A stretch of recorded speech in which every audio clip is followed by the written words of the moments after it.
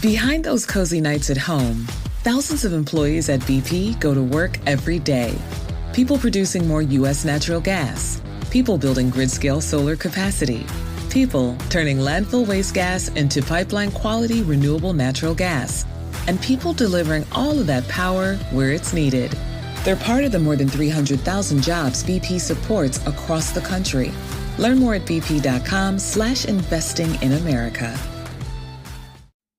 In 2024, director Denis Villeneuve and star Timothée Chalamet gave the world a bombastic science fiction epic that challenged the rules of the game. In 2024, we visit the totally sandy dunes of Ireland to try a 30-year whiskey. The film is Dune Part 2. The whiskey is Bushmills 30-year single malt. And we'll review them both. This is the Film and Whiskey Podcast.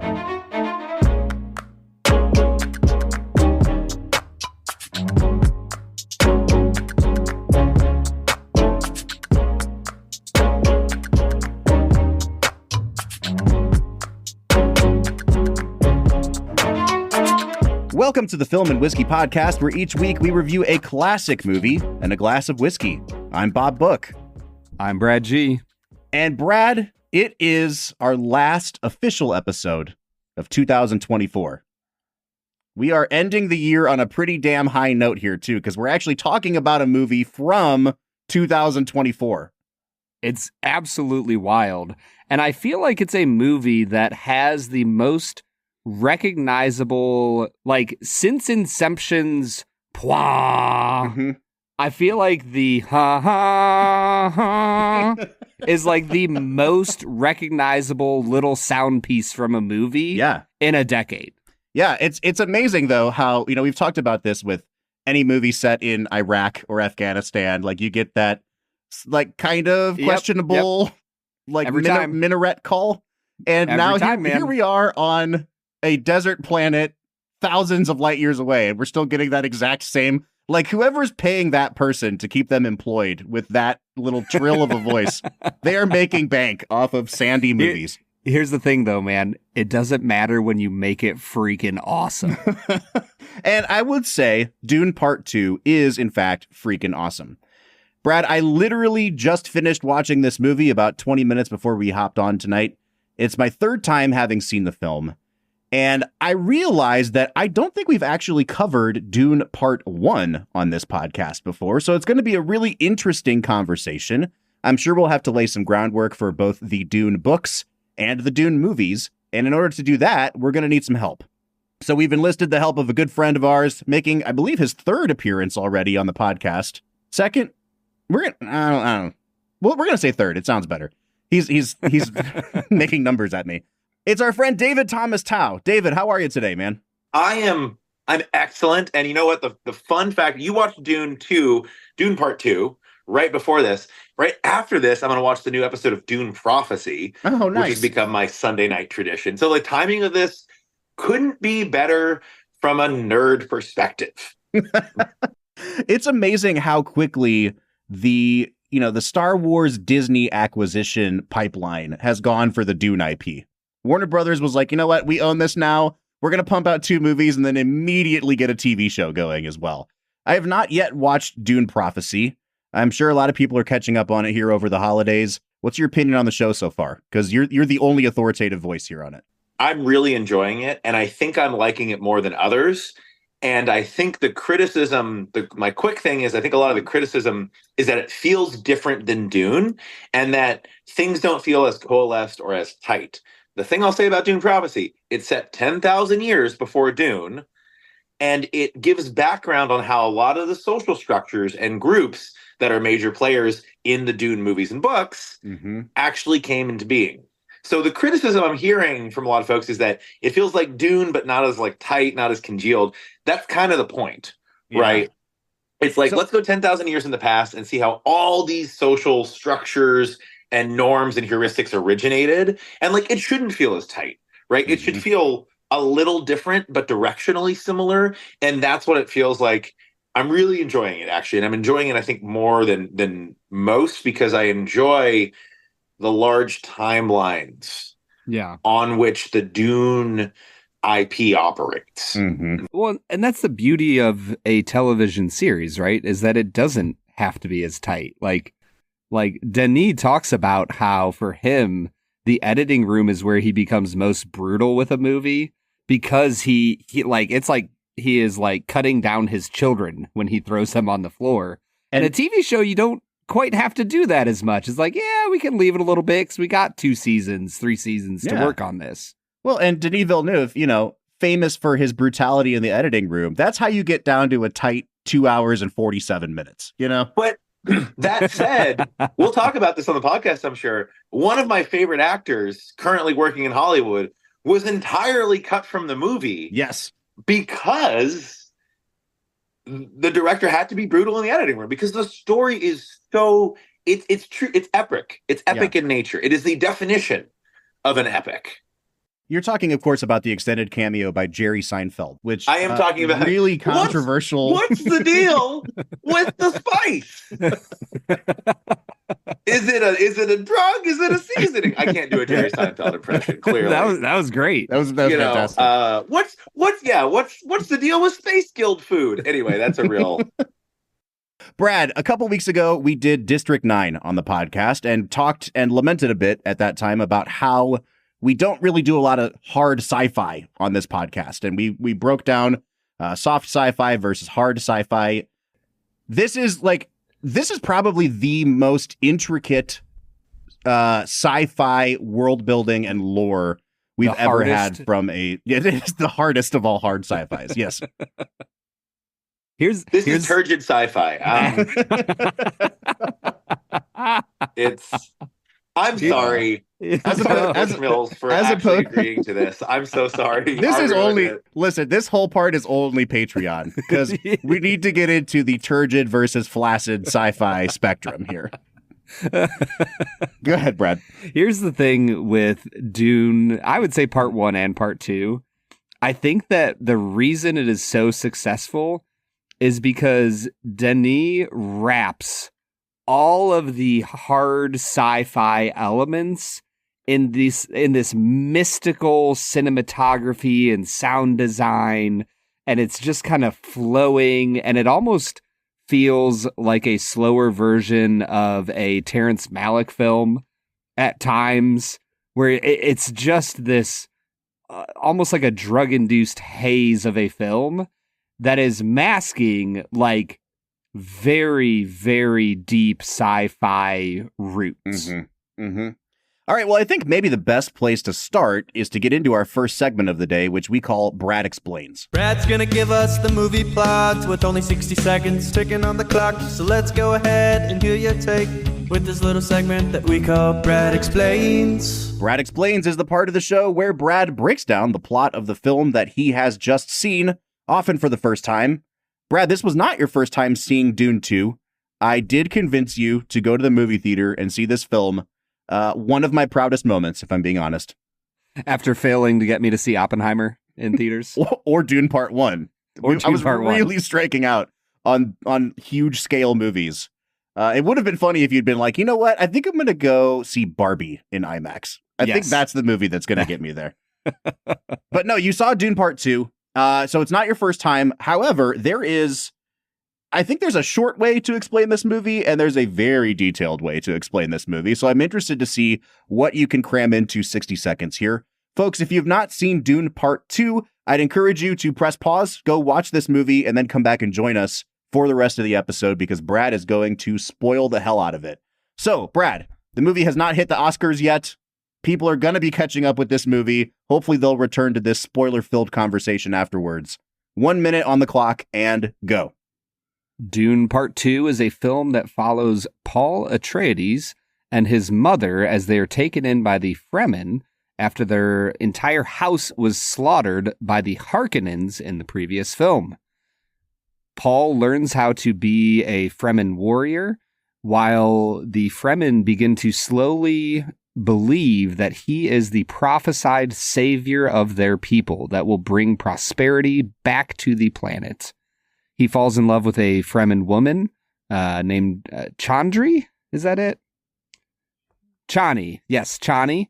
and eventually follows his mother to the Deep South, where there is a large portion of fanatical Fremen, where he knows that he will be made a prophet, which he doesn't want, but he goes anyways, drinks worm piss, and man, he has all the visions, and he unites the Fremen under one banner, takes the Emperor of the Galaxy hostage, kills his champion, and decides to wed his daughter so that he can rule a galactic empire. Boom. Dune Part 2. Not bad. Not bad at all, Brad. Thanks, man. I am going to throw over to our friend David. He's been patiently waiting, chomping at the bit over here. We sent our list of movies out to you and said, take your pick of the litter here. And you said, let's do Dune Part 2. So I'll let you set the stage for our conversation because I want to know what was the immediate attraction to Dune Part 2. Why this movie as opposed to any other? I think it's because Dune Part 2 exists at the center of that rare Venn diagram, or the small center of the Venn diagram of, based on existing IP, I really truly love, and also fantastic execution. Mm-hmm. Like, I think that if you don't know anything about the Dune universe and you see Dune and then Dune Part 2, Dune Part 1 and Dune Part 2, I think you're getting a great 2-part cinematic experience. And I think it's a fantastic introduction to a very complex world that Frank Herbert built, and that really set the standard for sci-fi, fantasy. I mean, you name it. It's impossible to understate the cultural influence, the literary influence, and the genre influence of the Dune universe. You combine that with the fact that this is just a really well done movie. Mm-hmm. It's hard to do sequel. This isn't really a sequel. It's truly a part 2, right? These are 2 movies. The first book, the book Dune, is split across 2 movies. But it's really hard to do a second movie well. It's hard to do any movie well. And Dune 2, I think, nails it. It's a sort of movie where I go into the theater. I love the IP. I've read the book multiple times. I've read the sequels. I've immersed myself in this. And I've been on fan forums. And I sit down and I'm nervous. I'm nervous about the execution. And I'm nervous about what is not going to make it into the film, what has to be cut.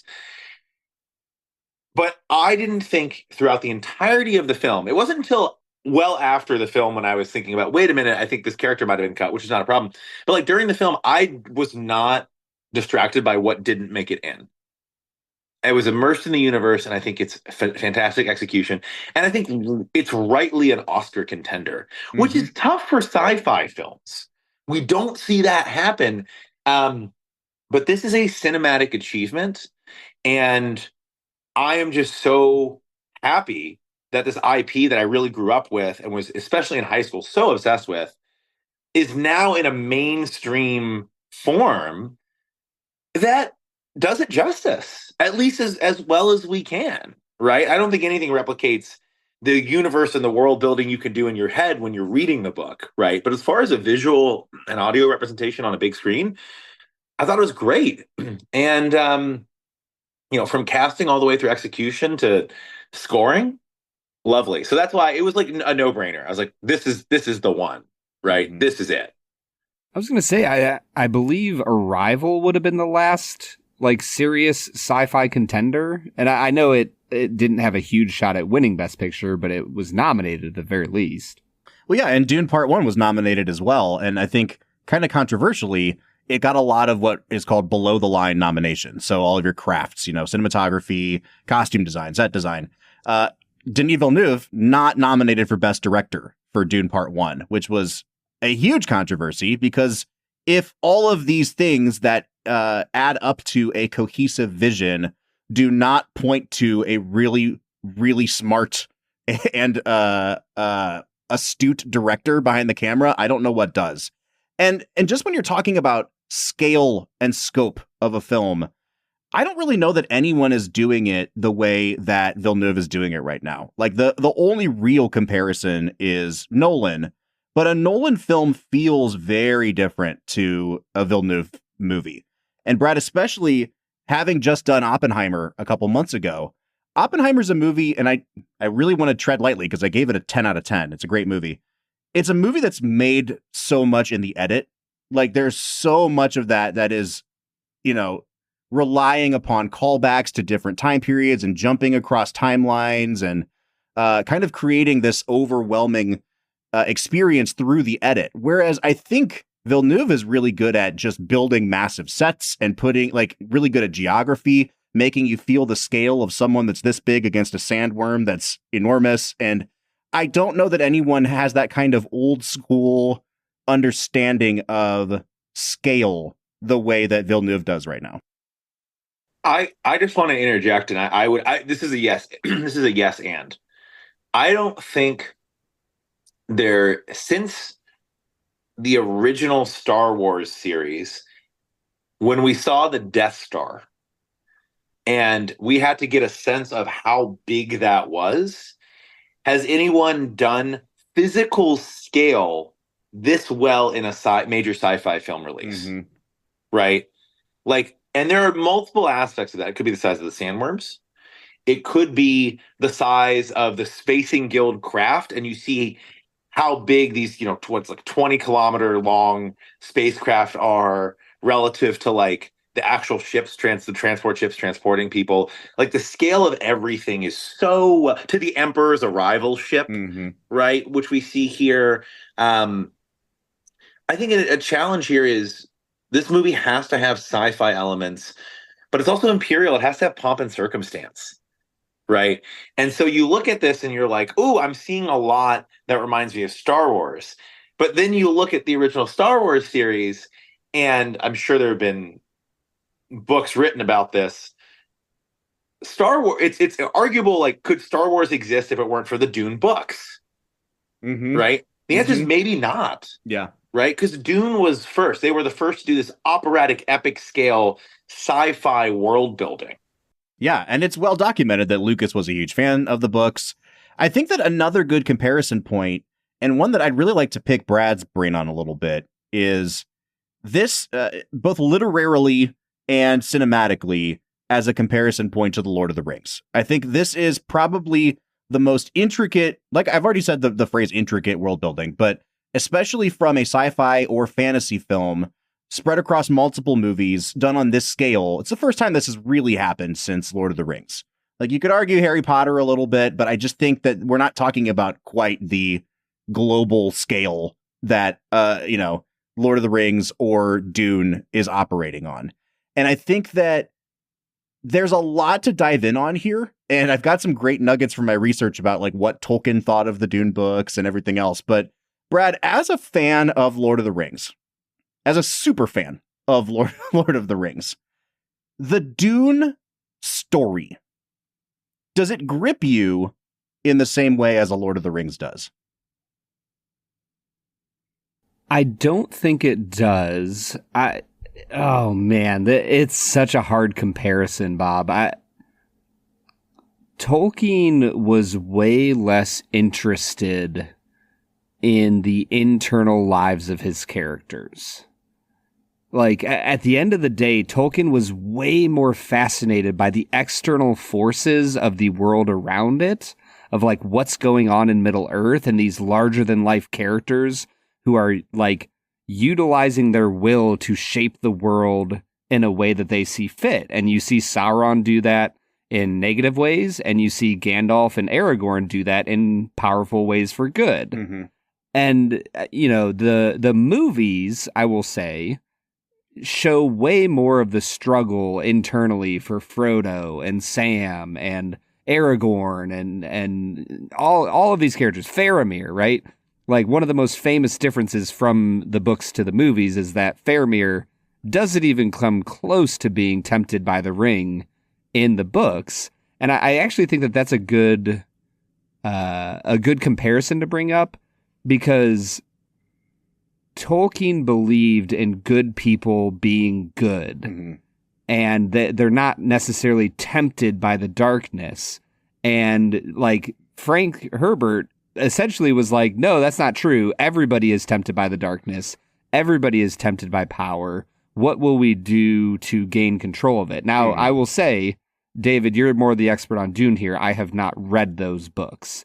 But from the comparisons I've seen of Lord of the Rings to Dune, as you were alluding to, Bob, about your research, Tolkien hated Dune. Not a fan of the books. No. He did not like those books. And I think it comes down to that they just had a different underlying foundational view on humanity and the world and all of those things. Yeah, I mean, they're written to two entirely different historical contexts, too, even though they're only, 20 years apart at the most. But Tolkien is writing immediately post-war when he and Lewis are trying to extrapolate their own beliefs and reframe this fight that they have seen on a continental and global scale of good versus evil, and to reaffirm what they believe to be the good, and the good that is inside of everybody and which is worth fighting for. And it does not, obviously, it is not hindered at all by the fact that Tolkien and Lewis are both avowed Christians. And so there are tons of Christian themes in the Lord of the Rings books. Herbert, on the other hand, is writing 15, 20 years later, and he's a little bit disillusioned with what America is doing at the dawn of the military-industrial complex. He doesn't like what we're doing to kind of position ourselves to get oil. He looks at new drugs like LSD, and he's writing. I mean, he's kind of a contemporary of authors like Ken Kesey, who's writing One Flew Over the Cuckoo's Nest about LSD at this time as well. It's a much more cynical, not quite nihilistic, but just really emotionally cold tale. And you can see why Tolkien wouldn't like it. And I guess I'm wondering how that affects your enjoyment of this adaptation, Brad and David, because I think that it perfectly captures the cold, calculating kind of castle intrigue politics that Herbert is getting at in a way that appeals to fans of shows like Game of Thrones. Like it's right in line with shows like that. I was just going to say that, like, this so clearly points towards a Game of Thrones like belief about the world than it does a C.S. Lewis Tolkien-esque view of the world. And I think it's fascinating because I actually think that Dune Part 2, at the very least, leans less into the cynicism and more into a belief mindset, like a Tolkien type mindset than maybe Herbert would have intended it to. I mean, obviously Villeneuve is making it, but like for me, especially this time through, I was struck by the end of the film when Paul's mother essentially tells the former like head of her order, the Bene Gesserit witches, I don't know, space witches, Coven, yeah, sure, Coven. I mean, that's what they're referred. That's like how you insult them. You call them like witches or something. Okay. Like, yeah. Sure. I apologize, Bene Gesserit. I'm not trying to offend you. Don't make me do things. But like at the end of it, she tells her like, you chose the wrong side. And she goes, oh, there was never a side. There was only survival, essentially. Mm-hmm. And like, that's the core tension for me of this film, is that Paul continues to say, I don't believe in your BS missionary, like, propaganda, proselytizing. I just want to fight and win this war on my father's behalf. But at the end of the film, and, you know, I don't know where part 3 or Messiah or whatever he's going to call it is going to be, but this film, at the very least, seems to say that believing in something is more powerful than being cynical. Oh, that it's when Paul finally believes in the prophecy, he goes and drinks the water of life, and his eyes are opened, that is the better way than the cynical, oh, we're all just here fighting our own battles type of view. I'm going to say we have polar opposite readings of the end of this film, Brad, but that's good. It's going to be good for conversation. It might also be more because I understand like where the arc of the Dune novels goes from here. But I was going to kind of try to set the stage for the rest of the episode by saying the coldness and the sort of emotional arm's lengthness of this overall story, I think, continues to be for me the biggest fault in these stories. And it's purposeful, and I think that Villeneuve captures it so well, but there is just something that I can't break through with the Dune films, that I appreciate them and I thoroughly enjoy them. But like, I'm not going to come back to them to the extent that I do something that captures my emotions and my heart the way that like a Lord of the Rings does. And again, that's not the intention of these films, but I think especially when you start comparing them, there is something about they couldn't have made these movies successfully back when David Lynch was trying to do them or in the 1990s. And I don't think it's a technological thing. I think it's because we were just a fundamentally different people then. And in the wake of 9/11 and all of the wars that we've had since then, this is the sci-fi movie for our times. And I just constantly keep asking myself, what does it say about us that this is what we resonate with now? Do you know what I mean? Wow. Episode done. Wow. Yeah. It's a Bob nailed it, folks. Like, that's it. We did. No, but David, for real, you're the Dune expert here. And I don't want you to be the stand-in for the American people. But I'm happy to be the stand-in for that. Let's do that. Let me speak for everyone now. Okay, here's my reaction. I actually don't think you all are necessarily coming from polar opposite perspectives here, because I think that I think Brad is speaking to a reaction from watching this film as someone who's not intimately familiar with the IP. And Bob, I think you are someone who knows a bit more about the arc of where this goes, right? And that's one thing that makes the Dune series really great. And when I was reading them, I really enjoy, as a young person, I really enjoyed that because I enjoyed the arc. And for me, it was telegraphed, but somehow still not predictable, right? Like, the entire setup is about a golden path for humanity and about having future sight, right? At the same time, the book series actually is a progression of interesting reveals, even if the characters can literally see into the future, right? Which I think is no small feat literarily, and I think that it's a testament to the fact that Frank Herbert was also quite a great writer and quite a great storyteller, as much as I think some of his contemporaries or the generation right before, for lack of a better term, kind of poo-pooed him a little bit, right? I think that his reveals and the way he set up and the way he actually constructed narratives was really quite interesting. So you all are kind of saying different things, but I think, again, that's the path of the reader. And that's the path of someone who has to go through this story and experience this story, because so much of this is internal. So much of the writing of Dune, and it occurs in the later books as well, but it's especially poignant in the first two, it is internal monologue. It is very different than Tolkien, right? Like, it was brought up earlier, Tolkien didn't super care about the internal thoughts or depth of his characters necessarily. He was kind of writing for the plot more. That might be an oversimplification, but Herbert, so much is happening in the mind, right? So much is happening in Paul's mind, in Lady Jessica's mind, right? In Paul's sister's mind. Like, in Sean, we see this happen with his characters, and later on his children, and the successive progressions of these folks who have the power of future sight. So what I'll say is, I don't think what you're saying are two things that are opposed. I think it's an illustration of how good the progression of this narrative really can be.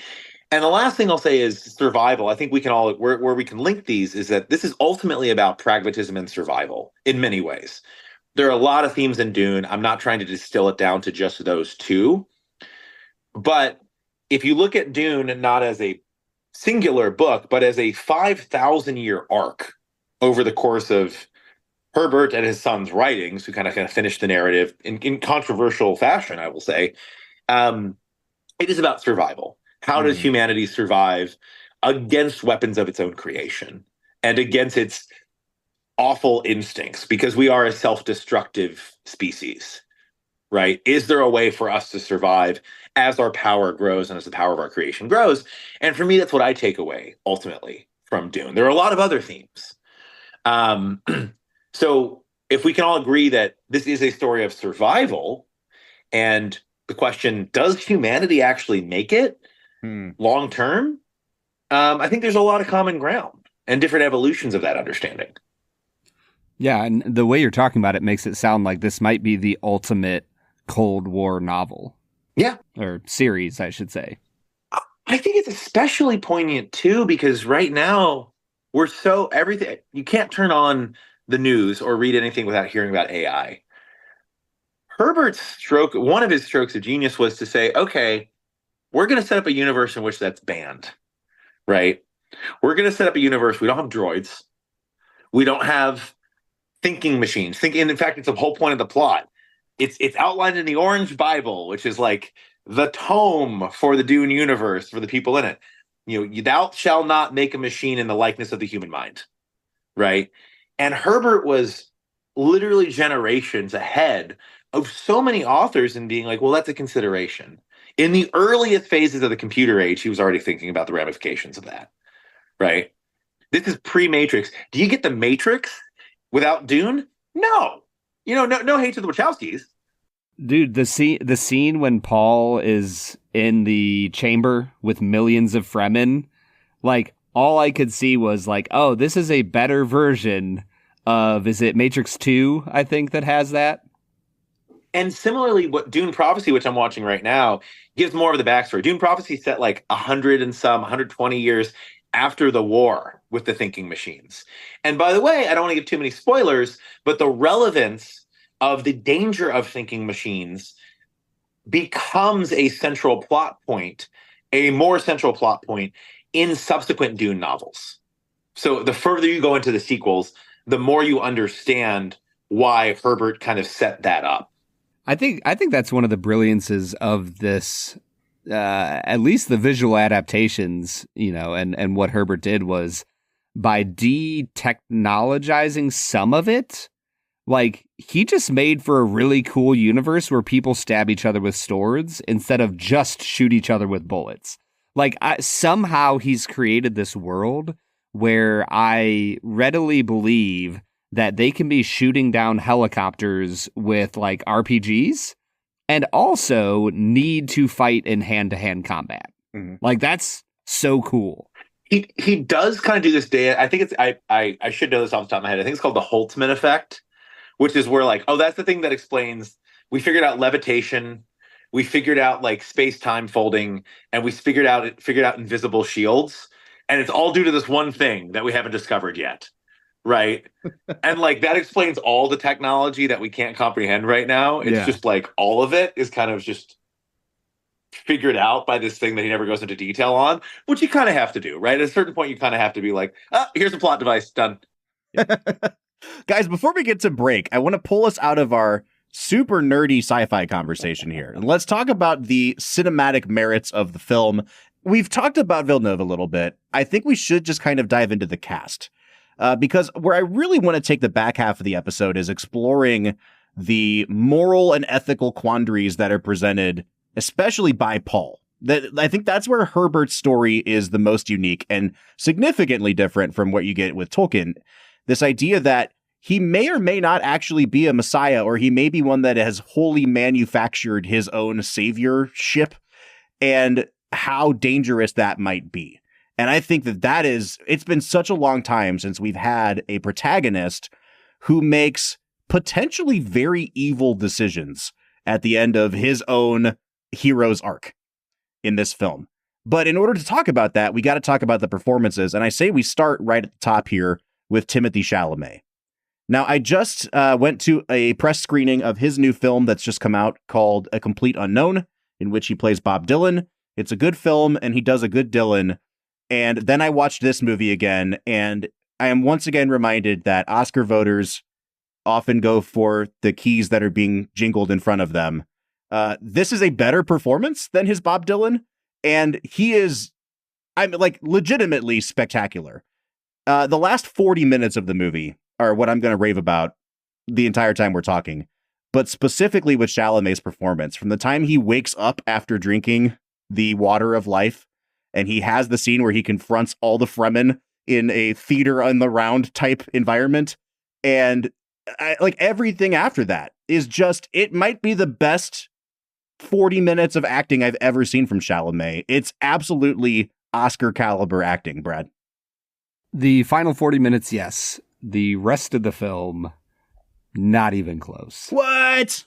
I think Chalamet is so weak in so many parts of this movie. Oh, Brad. He and Zendaya don't have good chemistry.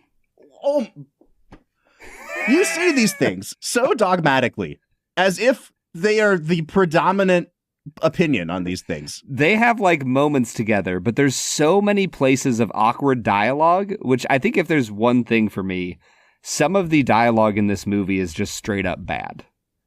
And I don't think that Chalamet or Zendaya or anybody else can really redeem it. I think that the two weakest performances of this film are Chalamet and Zendaya.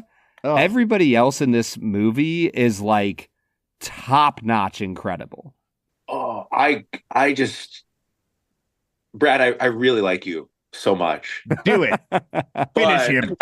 But I really, the thing is, I really like you're much better than Bob. No, I'm kidding. I love you both. I mean, obviously. Yeah. I'm joking. I fundamentally disagree with that. I'm sorry. I don't know if it's my turn to speak, but I disagree with that. I think Chalamet and Zendaya. I think Zendaya's performance is actually extraordinarily nuanced, and I think she has a real challenge of like she has to. We have to show both of these are young people who are coming of age and falling in love for the first time. Yep. With universe-shattering or shaking consequences. And they have to balance this like youthful finding yourself, post-pubescent, who am I, self-discovery with like an order of magnitude of importance more than we folks face. And I think there's a lot of nuance to her performance. I think it's like there's a scene where she has to, and I think this is really brilliant of the creative team to include this, where she like plays a little joke on him, right? Mm-hmm. And she's like kind of schoolgirl talking with her friends and making fun of him, right?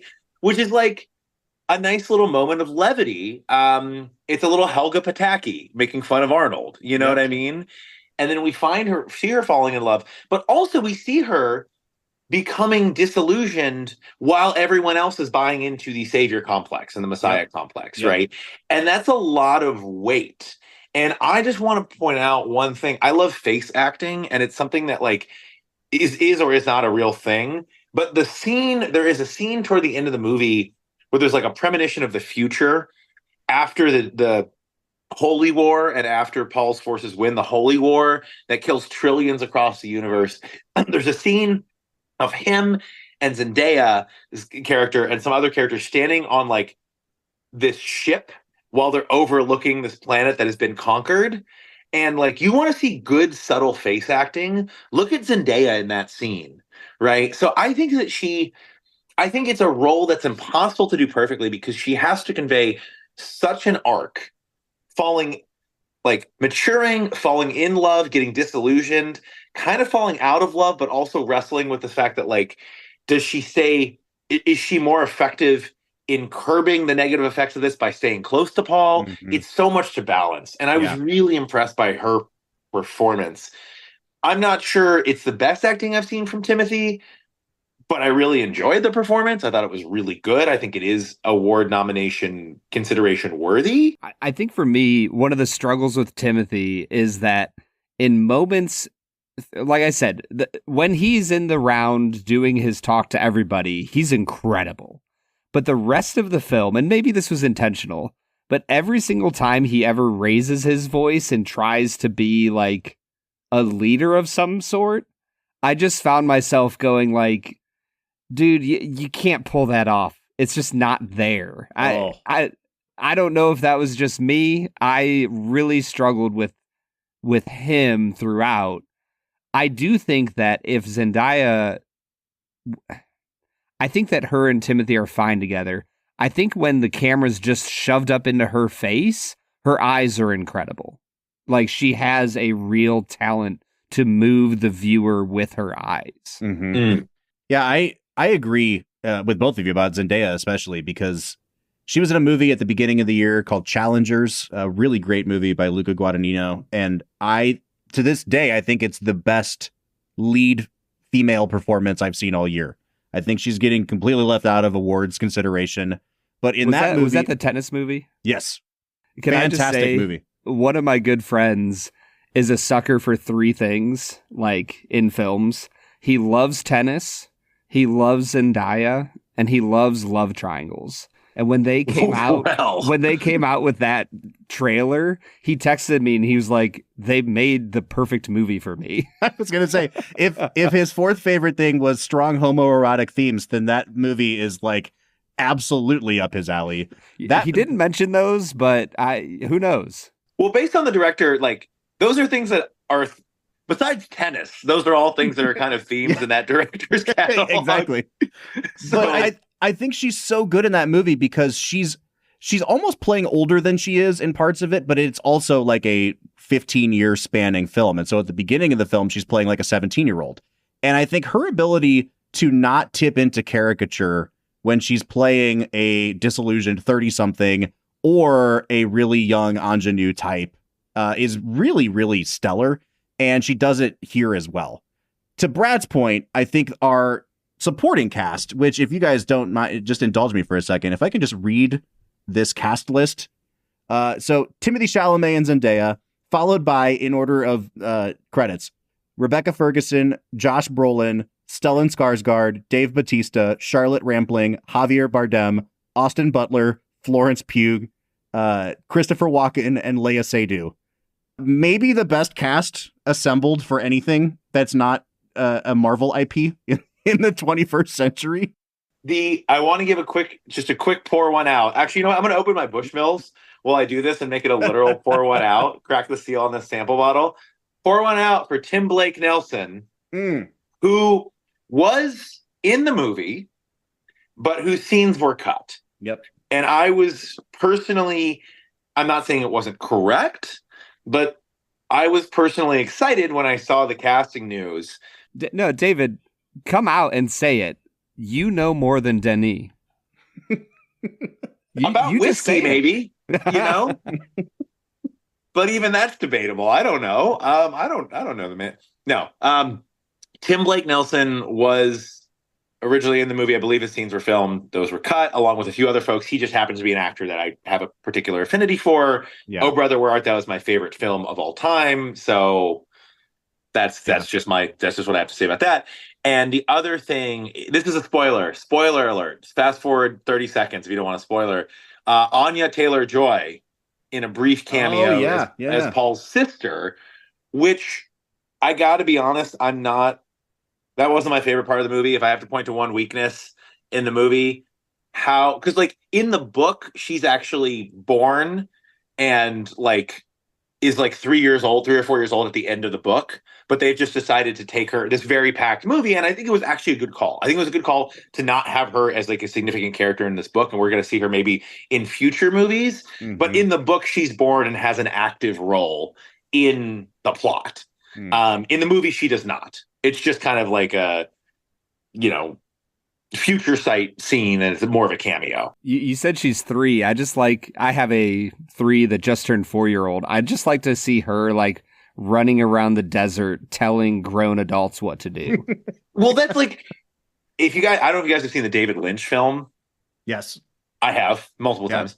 And they did that. In the David Lynch film, she's like she's a real creepy 3-year-old. and you know what they accomplished? Making her real creepy. Yeah. Yeah.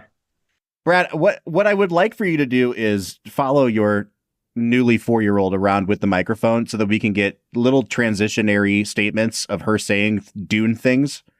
Like just getting her to... It's the Kwisatz Haderach.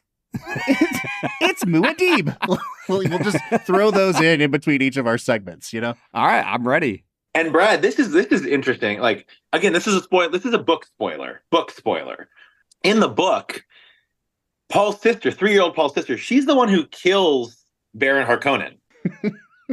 I'm gonna go read those books now. Like, as a 3-year-old. Yeah. Yeah. The thing that was keeping Brad was the assumed lack of child murders in the book series. But child murders in that it's the children doing the murdering. Children getting important. Important to specify.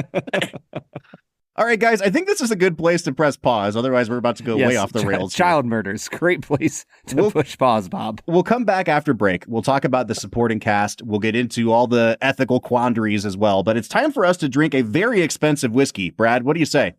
No, twist my arm, Bob.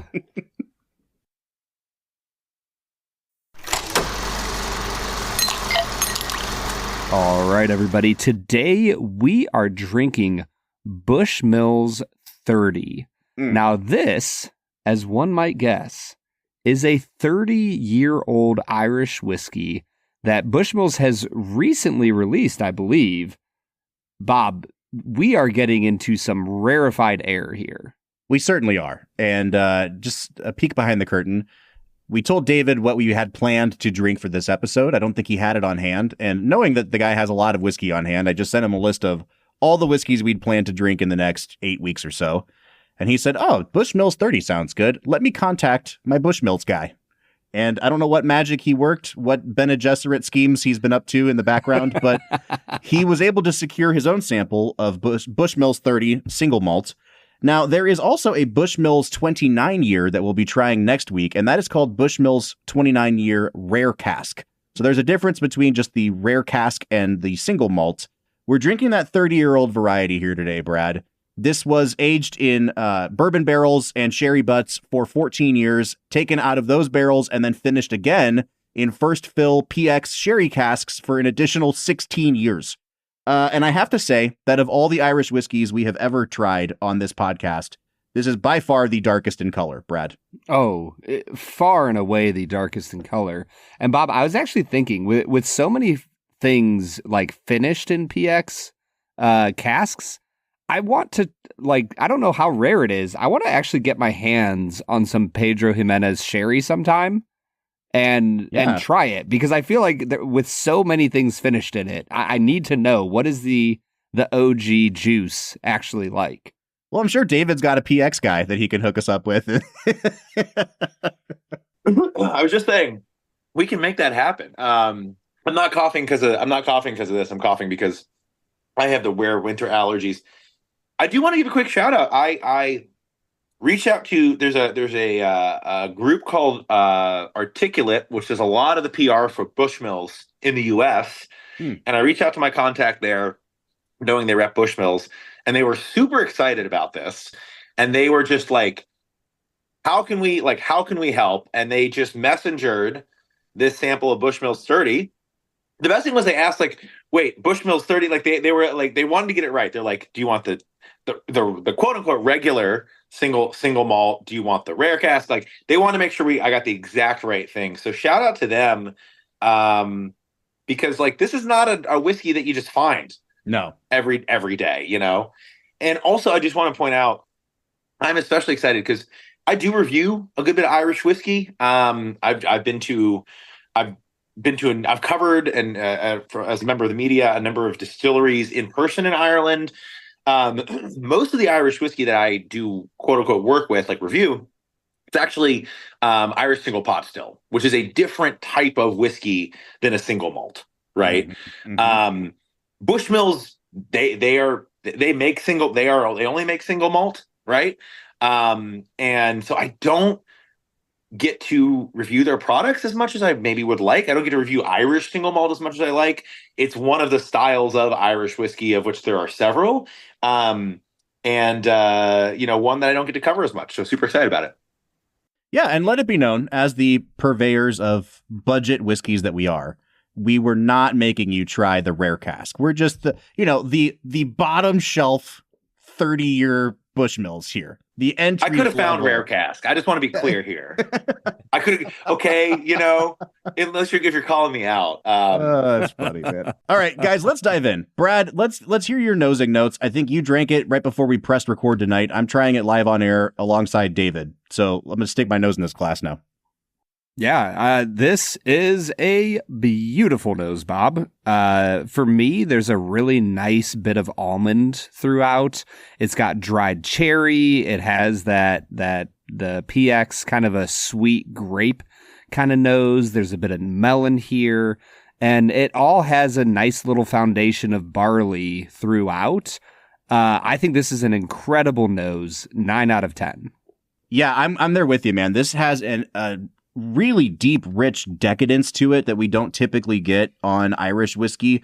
I mean, we've also done a lot of really young or blended Irish whiskeys as well. So this is obviously in a different category, but even among those, you don't usually get this much caramel, this much You know, what it reminded me of, Brad, honestly, was a couple years ago, we did the Amrut Fusion, which had this note of like stewed plum on it, like really heavy, like date, plum, prune.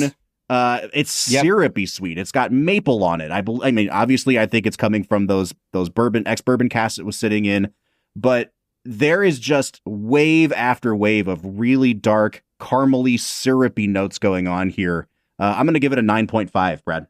I think you all give great notes. You know, Brad, you say almond, I get kind of an almond extract note here, particularly Bob, to your notes about, you know, it's like dates, we get black raisins, I get Luxardo cherry. For me, the note that I often use for really good single malts with some good PX influence, like if they go a really good direction, I get a lot of figgy pudding, right? And figgy pudding is not something that like I have eaten, but I just want to be clear, I don't like make it every holiday, but it's just this like nexus of dark and fruity and decadent and rich, but also sweet and confectionery a little bit.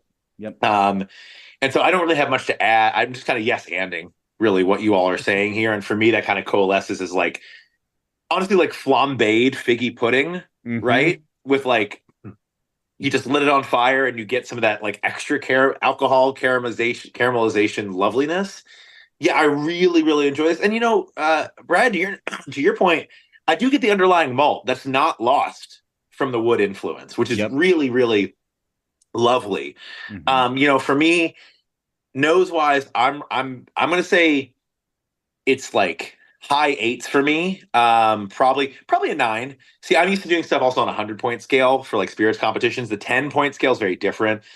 So I'm just gonna round up and say a 9 on this. It's really lovely.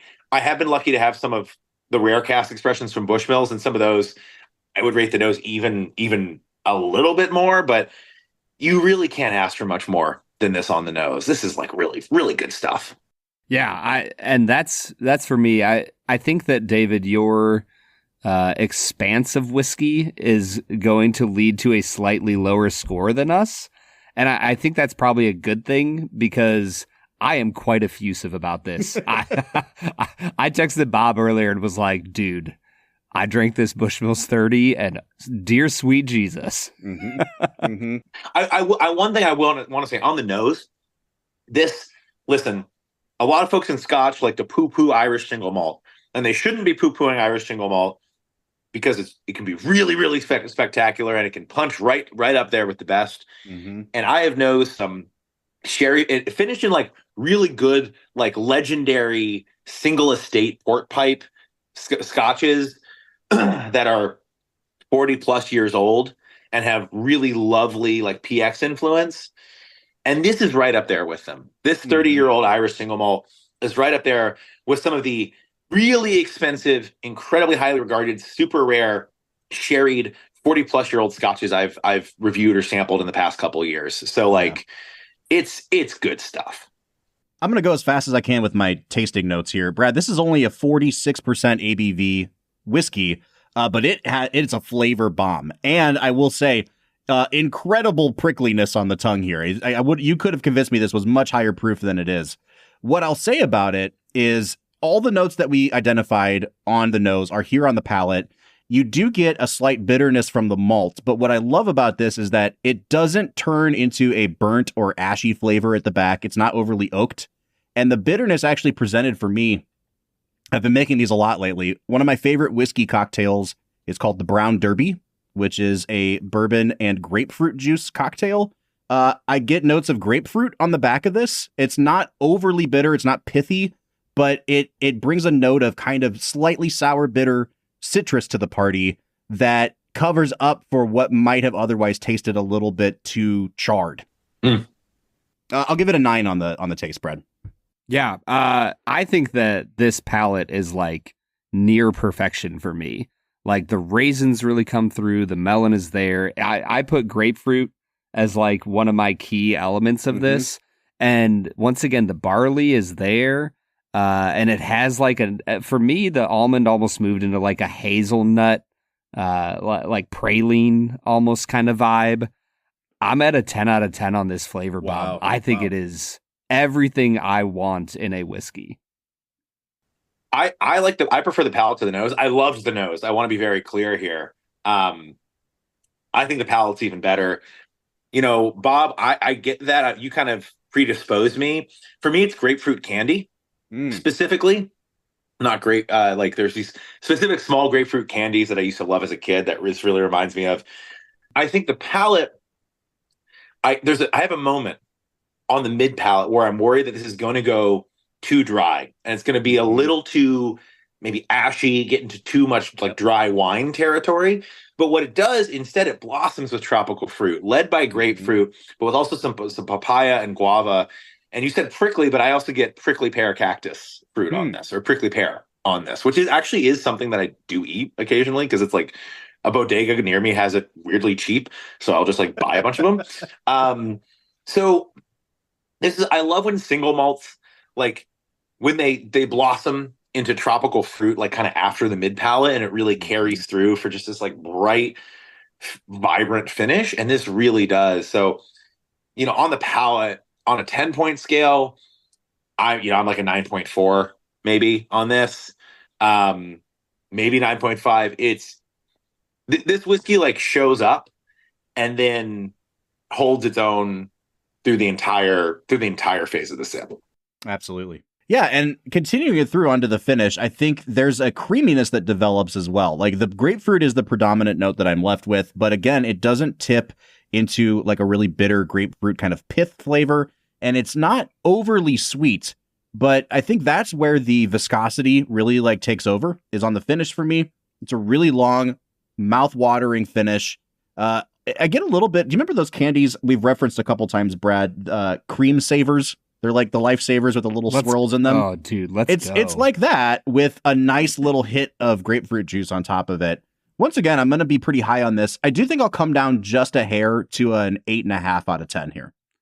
I think the finish reminds me of an Aldi's chocolate that my wife really likes. It's a dark chocolate with orange peel in it. Oh yeah.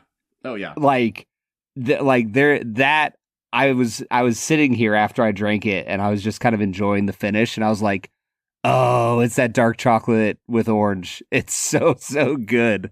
There's still hazelnut in there for me. The grapefruit sticks around. The raisins stick around.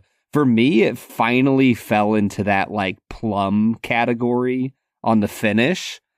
I'm still really high on this. I'm at a 9 out of 10 on the finish. I'm coming down just a little for the finish, but I thought the finish was still very good. You also predisposed me. I like going last because I can just riff off of what you all say and it makes me sound like a better taster than I am. Those chocolate oranges that you got around the holiday that you like hit on the table to open? Yes. Yep. Okay, if you made one with grapefruit instead of orange, that's what this is like on the finish. Do you remember those Guinness commercials from back in the day with the cartoon characters that would just shout, "Brilliant!" at the end? Yeah, like the toucan. Yeah. That we need to pitch that to the Terry's Corporation over in England, and just they need to have a grapefruit one now. That sounds fantastic. But it's just this.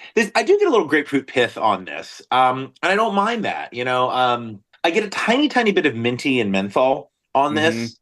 It's some action. There's some fun action on the upper palate, actually, which I get, which surprised me a little bit. It's not the best finish I've had on an Irish single malt. I've had some Bushmills finishes that are actually a little more memorable for this.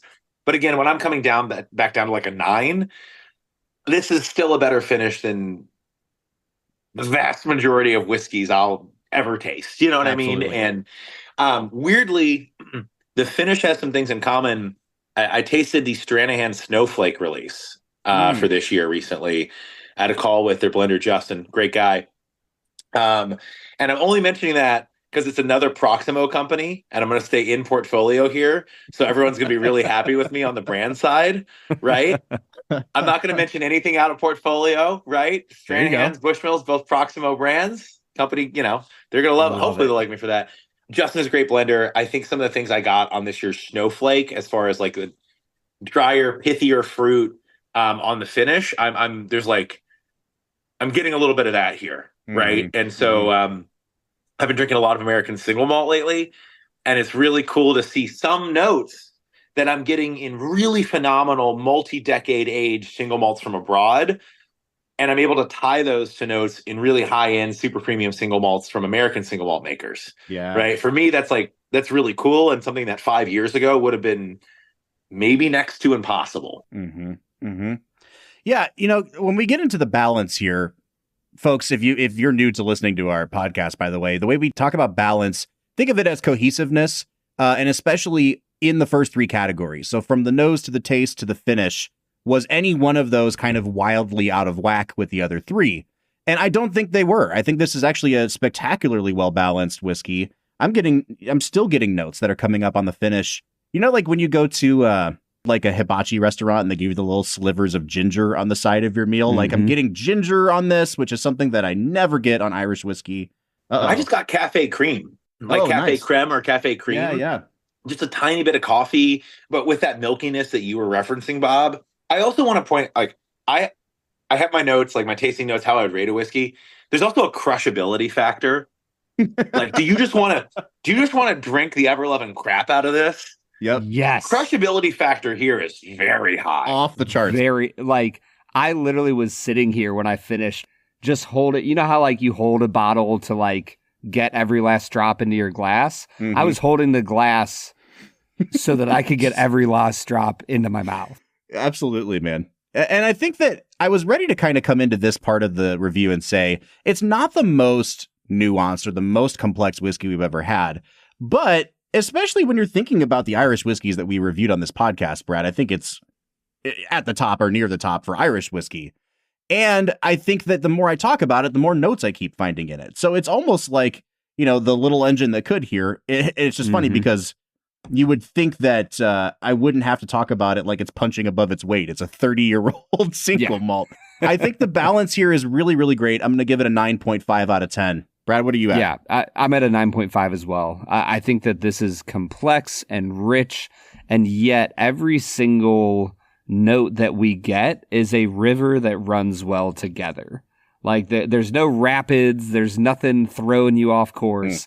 It's all working together so well. How does this tasting experience approximate the sensation of riding a sandworm? That's really what we should be. That's the scale we should be. That is a great question, Bob. You picked a big one, like in Dune 2 when he has to ride the sandworm for the first time, and he picks a big one. How would Shai Hulud think of this whiskey? That's what we really need to be asking. David, where are you at numerically on the balance here? I'm just a little bit below you guys, and it's not because this isn't a stellar whiskey. It's because, like, I feel like I've been lucky to kind of see the mountaintop of what Bushmills can do, and I know they can produce some things that, as great as this is, stick with me with punch but elegance, like even slightly more. So for me, I'm probably a 9.4. I just want to point out, though, the crushability factor here is rare. Like, I reviewed some whiskeys that are off the charts good, and I rate very highly. And I just, like, sit with a half ounce of them for like an hour. Mm-hmm. This is a whiskey where my glass is basically empty now. And I'm like, when do I get to pour some more? Right. Yep. This is just whiskey I want to drink. So there's like this X factor there that my numerical rating is like underselling it a little bit, even though my numerical rating is extraordinarily high. This is a great whiskey, guys. This is a great whiskey. Yeah. And with our final category here, David, we normally do our value category and we give a price, and we will give the price on this whiskey, but it is falling within our luxury category, which essentially for us is like, for a lot of people, once you hit $300-$400, the upwards range of the price might not start to matter as much as for somebody who's used to spending $30 and looking at a $70 or $80 bottle. Yeah, you know what exactly. I mean? Yeah, there's really no cost is not an obstacle at this point if you're looking at buying this whiskey. And so what we've kind of done at this point when we're reviewing luxury whiskeys, and Brad, I'm finding this around $2,000 online, just as a baseline. I'll say $2,000. If you're already looking at spending $2,000 on a whiskey, we know that you can afford to spend $2,000 on a whiskey, and so we usually come in with a baseline of 5 out of 10, and can go up or down from there. I think I'm going to go up from 5 out of 10. I was going to say, you usually come out with a 5 out of 10 baseline. Speaking for the both of us, we're at a 5 out of 10. But I do think that among luxury categories here, we're not actually comparing this to like all the $2,000 whiskeys we've had. Which one's the best? Is this a product that can justify costing this much? Absolutely. Based on the market, based on the actual amount of liquid left in the barrels after 30 years, yes. I don't feel like they're price gouging. I don't feel like there's anything gimmicky happening here. I'm going to give this a 7.5 out of 10, Brad, just because I don't know that I can go really higher than that. If you're already thinking about spending $2,000 on this whiskey, you don't need my endorsement for it. Oh, I will give my endorsement for it. I think this is a 9 out of 10 value, Bob. Wow. Like, I know it's $2,000, but if I were to ever spend $2,000 on a whiskey, I know what I would be spending it on. Mm-hmm. So like for me, that just, once again, I have not drank nearly as many $2,000 plus whiskeys, nor has Bob, as have you, David. So like, I am A-okay with knowing that my score is based on a smaller sample size. But for me, I think this is a great value. What I will say is in the grand scheme of like 30-year-old single malts, you'll see a lot that are more expensive than that. And I think this is frankly better than a lot of more expensive single malts. I'm going to probably say value. Value is something I actually am rarely asked to put that in reviews. So I feel much less qualified to talk about monetary value than you guys, because I'm actually often asked to just ignore that, even if I want to factor it in. Right. I'll probably say 8 on this, because I think this is a whiskey that you're not going to it's impossible to be disappointed with this whiskey, right? This is a truly, truly special whiskey. I think you can pay much more for whiskey that's not nearly as good, frankly. Yep. It's great stuff. One little plug I want to give. I'm not paid by Bushmills, by the way. I want to point out, like, I did not accept money from Bushmills. They sent me this. I have a contact at their PR agency of record. They sent me this. I'm very thankful for that. But like, I will, look at this like I do any other liquid. One thing I will say is if you don't want to spend $2,000, but you want a really good, well-aged Bushmills, Irish single malt, if you are flying through different parts of Europe, go to duty free, because Bushmills has a number of duty free special bottles. Many of them I think are like 21 years. And they roll them out with some frequency, and they have like different expressions. I have yet to have a Bushmills duty-free exclusive that I didn't really like. Mm-hmm.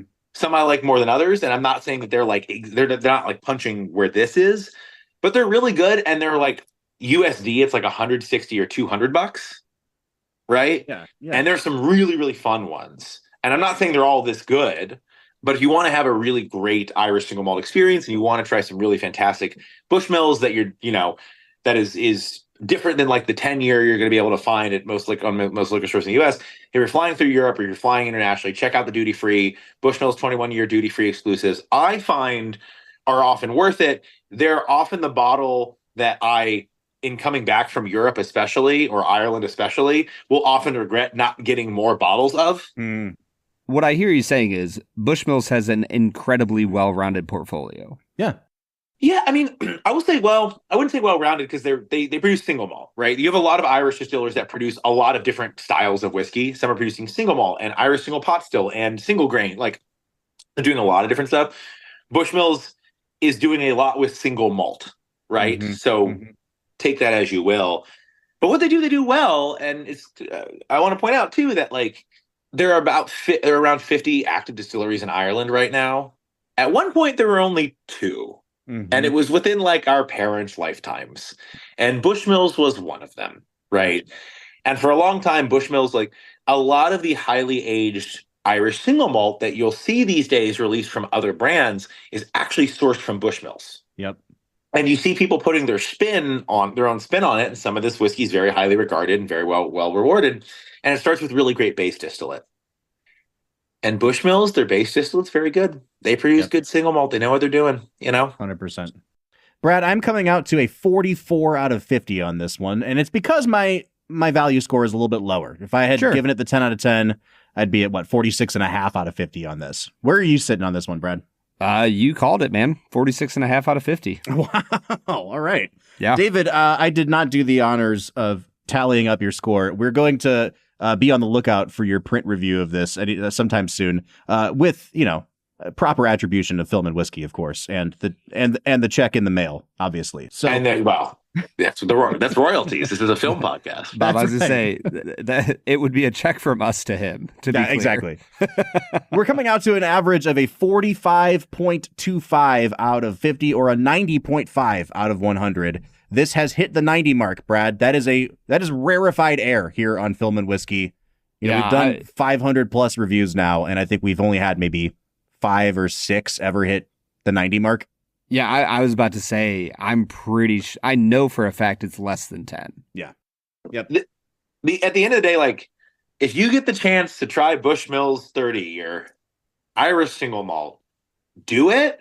Like, I can't imagine a seasoned whiskey drinker or even a novice whiskey drinker who's not going to be able to appreciate this whiskey, right? 100%. I think that's what blew me away, is that this is the most perfect combination of like complex and approachable. 100%. And I think the best way to describe it is crushability. David, we might steal that word and we'll attribute you. I stole it from my friend Mark, right? Like, I have no original thoughts. I just riff off you guys and my friends. But it's so crushable. It's so crushable. Not that we would ever endorse drinking to excess. No. Sure. But crushing? Yeah. You know what else is crushable, Brad? What's that, Robert? All those guys that get crushed by a sandworm at the end of Dune Part 2. Dude, what? Let's get into it. I have thoughts. All right, man. All right, everybody. That was Bushmills 30-year single malt, one of the best whiskeys we have ever drank on this podcast. And it is easily paired with the greatest sandworms that we have ever seen in a film. Well, now I'm rethinking that transition. So, Brad, let's get into our game for the day, which we call 2 Facts and a Falsehood. Brad is gonna try to stump you, Bob, to our right and what is wrong. 2 facts and a falsehood. 2 Facts and a Falsehood is the part of the show where Brad presents me with 3 items as fact about the making of this movie, one of which is a complete lie. Brad, I'm doing pretty well on the season. Am I at, what am I at now? I think like 8-3. Yeah, that sounds about right. Something around there. Now, we do have a guest today, and what that means is that if I enlist David's help and we get the question right, I get 1 victory.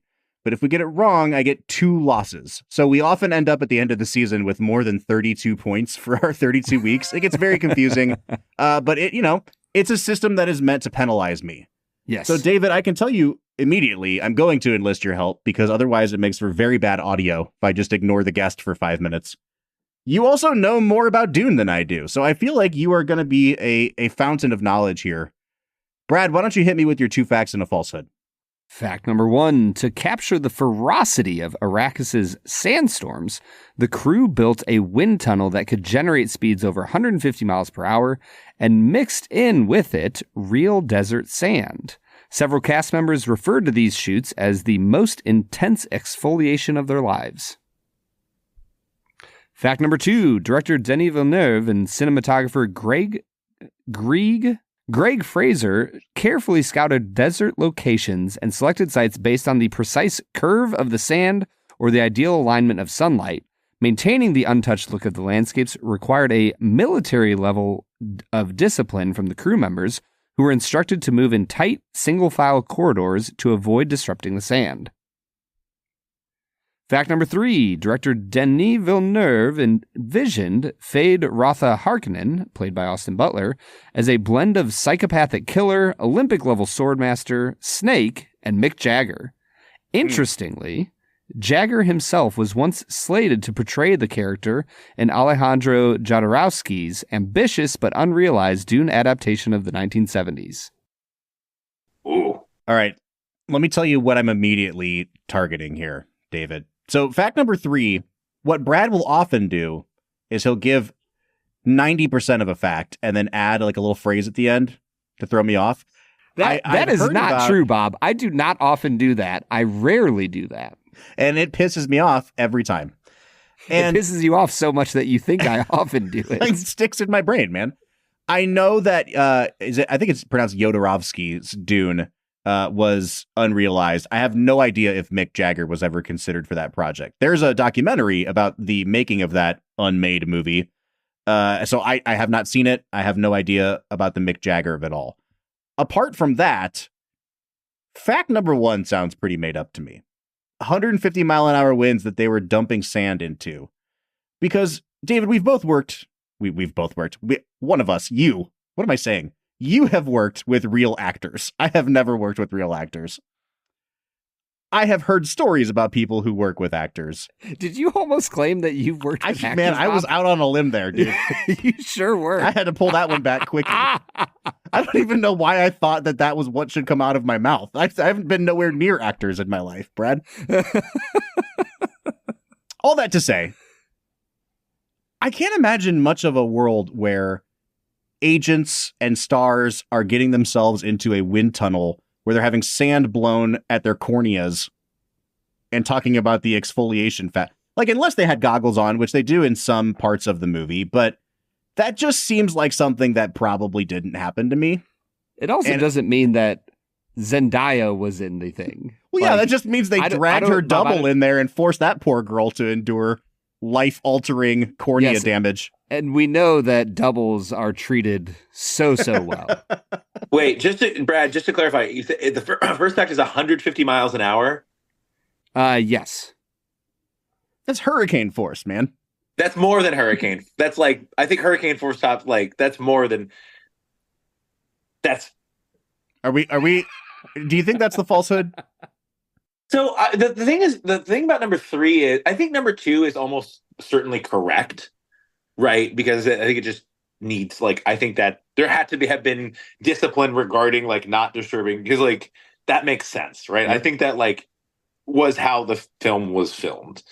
3, I kind of remember, I think I might be conflating. It's a little confusing because in David Lynch's version, Fade Rotha is played by Sting, who, by the way, does a really good job. Like, I really liked that performance. I thought it was really, of all the weird stuff in that movie, I was like, oh, this actually was pretty well done. This kind of works. Yeah, this kind of works. So I feel like I'd heard that about Mick Jagger, but, like, I can't quite remember. At the same time, the 150 mile an hour, like, I don't think humans survive 150 mile an hour winds, right? Like 100 mile an hour winds are like, you like die in though, like you're just dead. You know what I mean? Like, I think number 1 would have worked if it had been like 75 miles an hour. I would have been like, oh yeah. Yeah. 150 does sound instantly fatal. I think that's just lethal. Right? Yeah. Like, so, and I think we would have heard about that. Like, entire cast of Dune killed because of really bad decision. And then they make a horror film based on that wind tunnel. We've essentially created a sandblaster at that point. Like, I think sandblasters don't hit that velocity. Okay, are we in agreement that we're going to go with number 1 then? I think number 1. Here's the problem though. I get all of the ups. I get to share in the upside of a win, but I have none of the repercussions of getting it wrong. But I will say number 1 is what I would suggest. I was leaning towards 1 anyway. So David, no fault falls on you. I'm going to go with number 1, Brad, and I'm going to lock it in as my final answer here. I feel like you guys have beaten this one to death, as a 150 mile an hour wind tunnel would also do. That is correct. It is the falsehood. At any point in writing that falsehood, did you think to yourself, 150 sounds like a bit much. Maybe I should tone that down. You know, I've never lived in Florida. I've never paid a ton of attention to hurricanes. So no, I didn't really think about it. Yeah. I want you to, next time the weather report says in your area you have 30 mile an hour gusts, step outside. Just go outside, check it out. Step outside, face the wind, and go, okay, 5 times this speed. 150, baby. Would I have a face if this hit 150? Yeah, like 5 times the speed and sand. You know what I mean? Like, it'd be like the end of Raiders of the Lost Ark. The face is just melting off. Oh my gosh. All right, guys, David did have to jump off of our call. So Brad and I are going to finish out most of the episode here. We'll bring David back in for final scores. Brad, I want to jump back in where we left off, talking about this supporting cast. And it's such a big cast that I think maybe let's just pick one or two people that blew our minds.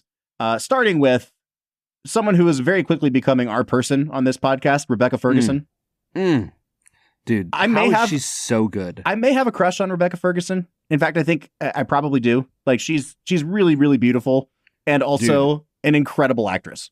I absolutely have a crush on my wife, and that is the only person I have a crush on. I mean, Bob. it's not that, not that kind of crush. It's just Rebecca Ferguson is incredible in this movie. She has this brooding intensity within her that just screams when it's on screen. I mean, what an actress, what a performance. I think one of the overarching things that we've already talked about in this episode is like this second film in the franchise, to me, is leaps and bounds better than the first movie. And so much better. I liked the first movie quite a bit. That's like an 8 out of 10 for me. It does everything better, including being a little more Hollywood, right? Like there's a lot more punchlines. There's actual jokes and laughs. And a lot of them come from Javier Bardem, and some of them come from Josh Brolin. But even Rebecca Ferguson, for as eerie and creepy and dark and sometimes evil as she is, they play that for laughs a couple times. Like the way she cuts people off and uses the voice, or the way that she's just like walking around the halls talking to her unborn baby. It's kind of funny sometimes. And I think that Villeneuve recognizes that, to his credit.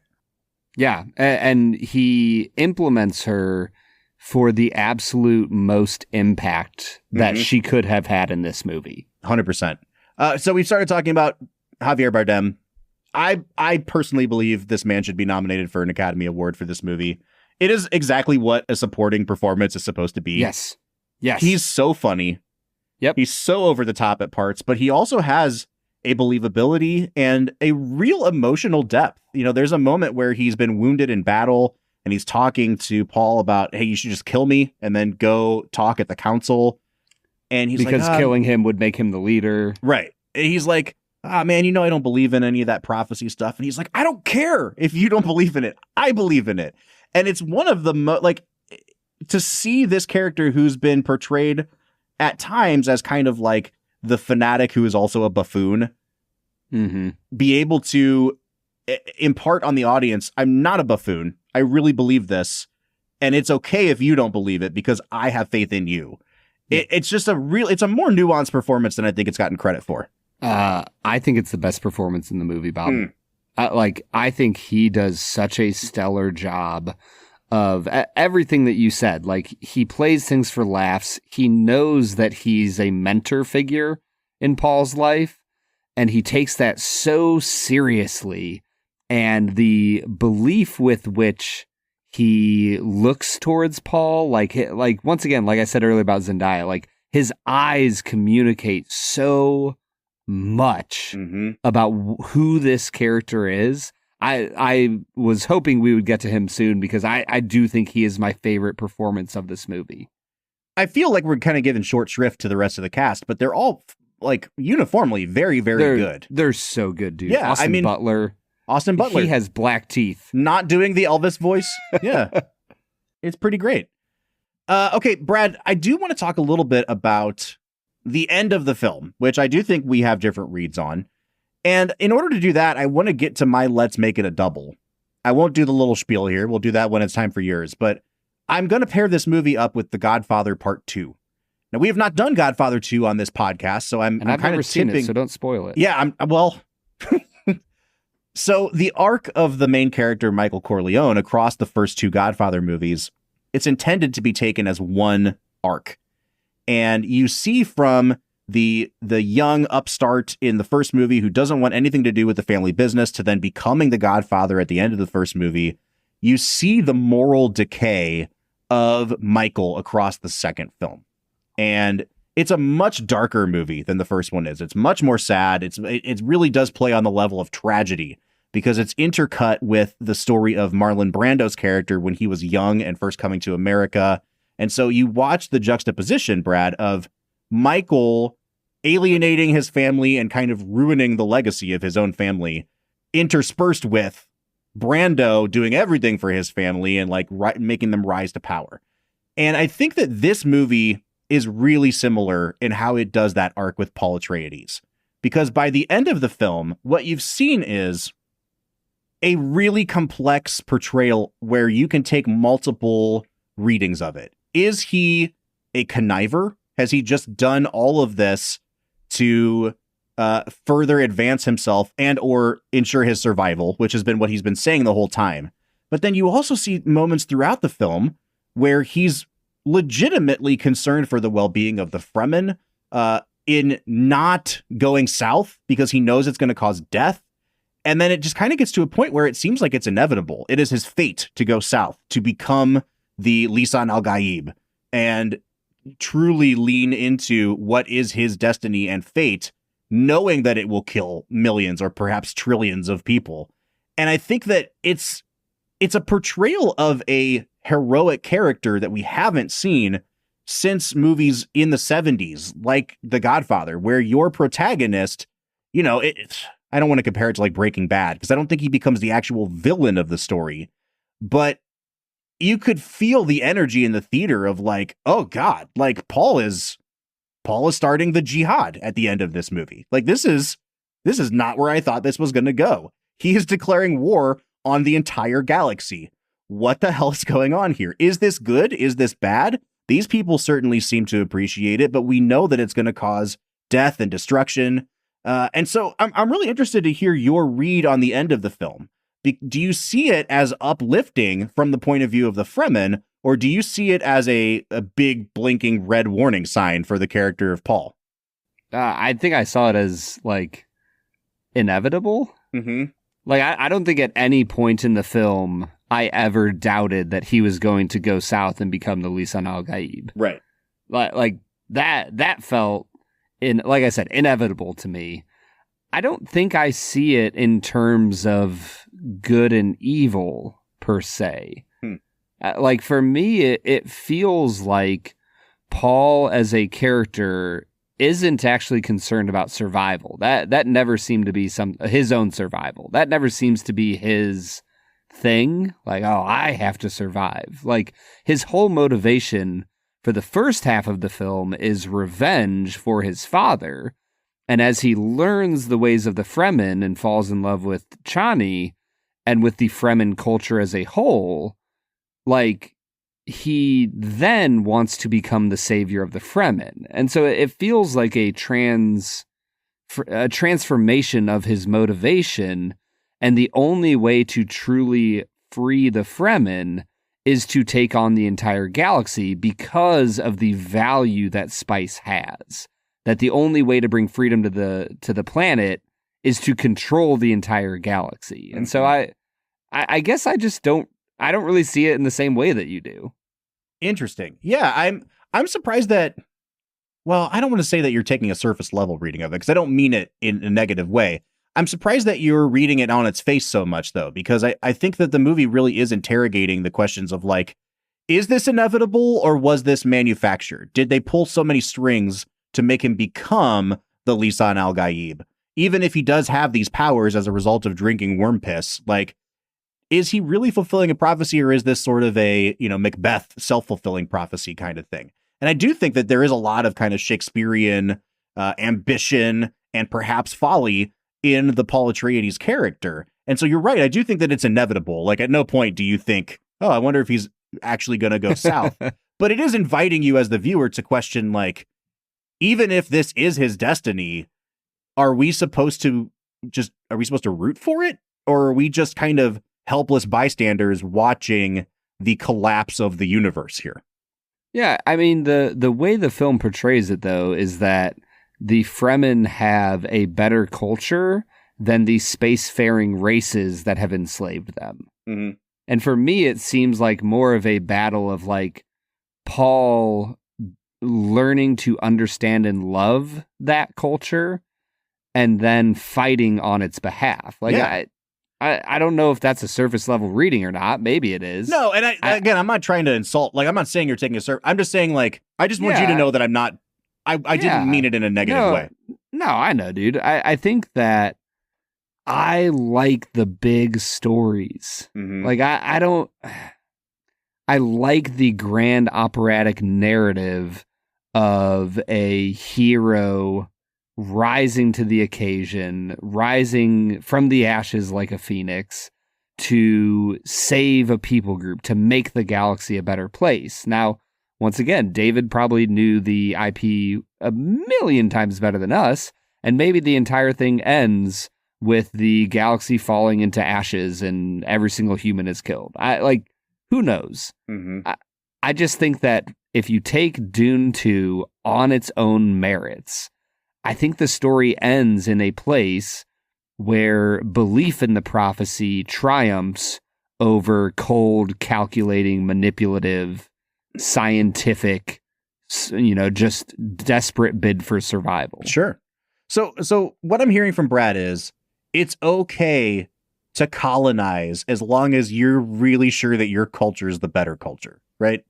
Yeah. Yeah. 100%. Okay, cool.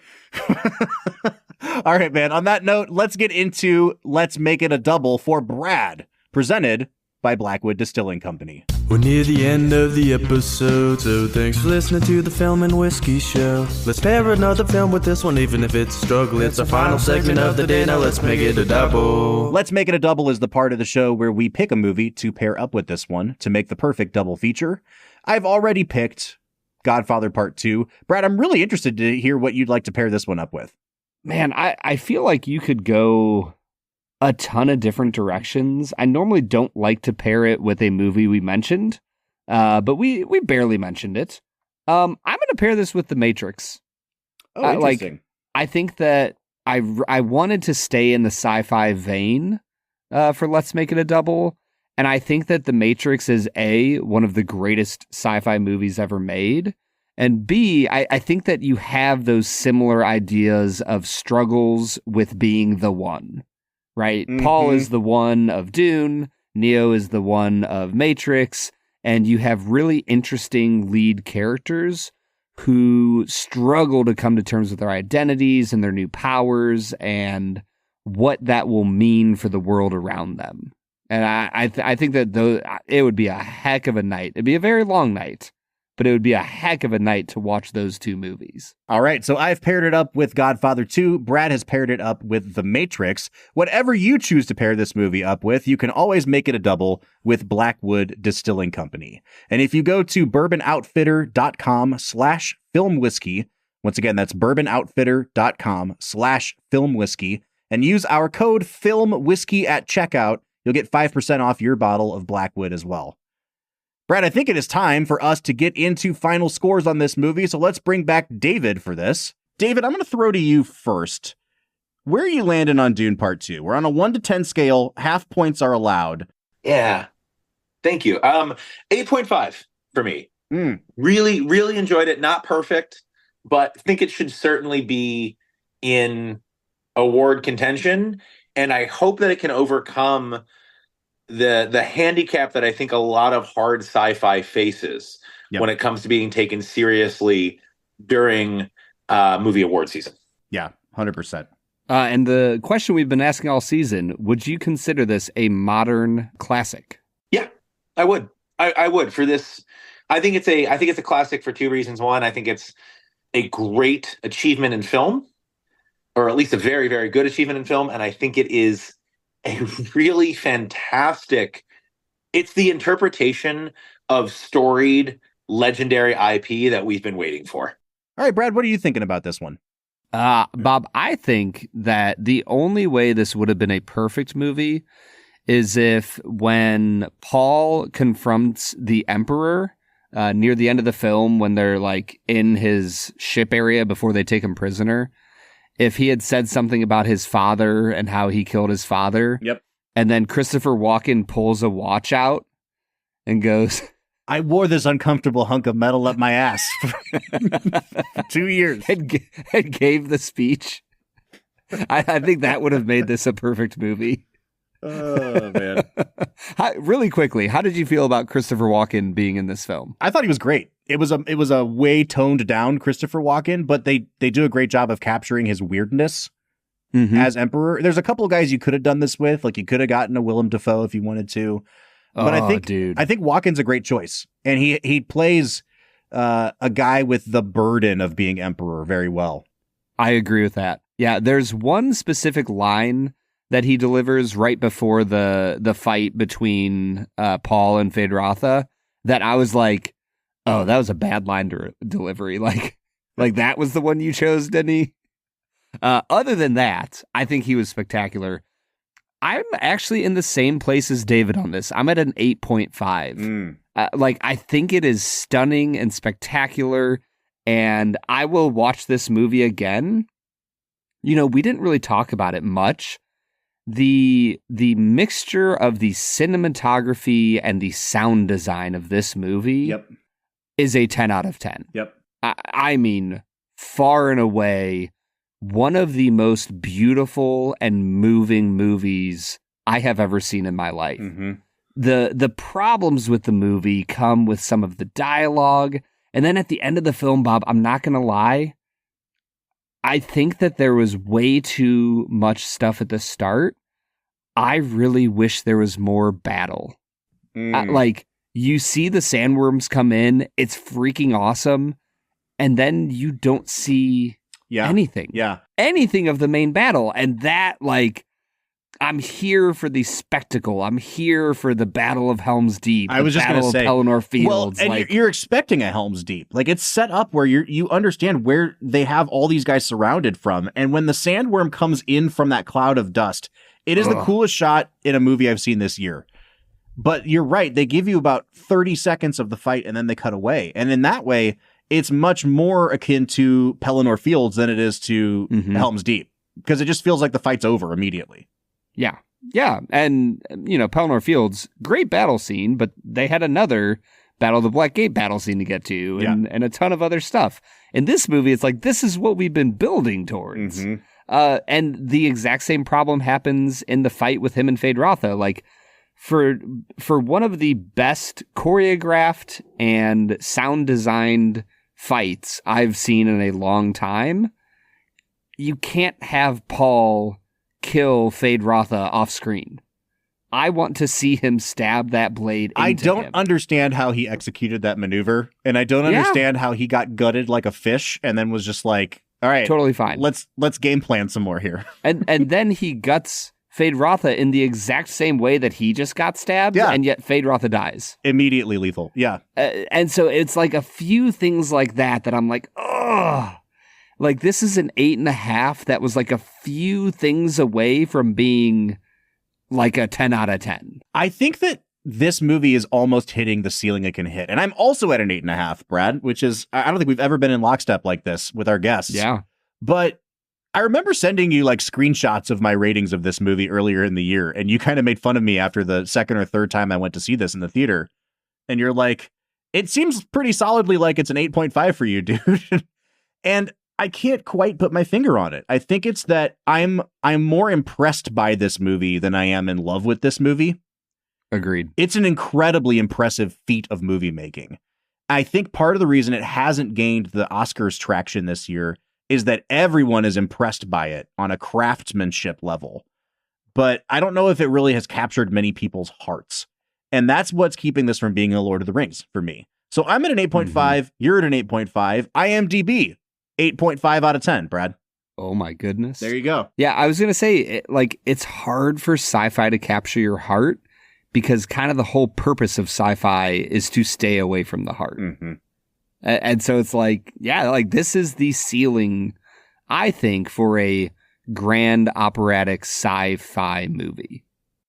We do want to say thank you once again to our friend David Thomas Tao. We're sorry that he had to drop off before the end of the episode, but as you know, we be talking on this podcast, right? Don't you know it? I would say this is one of our longer episodes, Bob. It sure. Well, we had like a 30-minute whiskey review too, because that whiskey was true. Really damn good. So, folks, it was really daggone good, and David is a premier whiskey taster and judge. Next week, we will be back with Mad Max Fury Road, a movie that Brad has not seen, that exists on Earth, but I think is a great follow-up to Dune because it is kind of like soft sci-fi, Brad. Yeah. Yeah, I'm super excited for it. It's one of those films that like slipped out of my grasp like once it was out of theaters, and I just never got around to it. And then we started the podcast, and I was like, well, we'll watch it eventually. So here I am, a week away from reviewing Mad Max Fury Road. We'll be back next week with that one. But until then, I'm Bob Book. I'm Brad G. And we'll see you next time.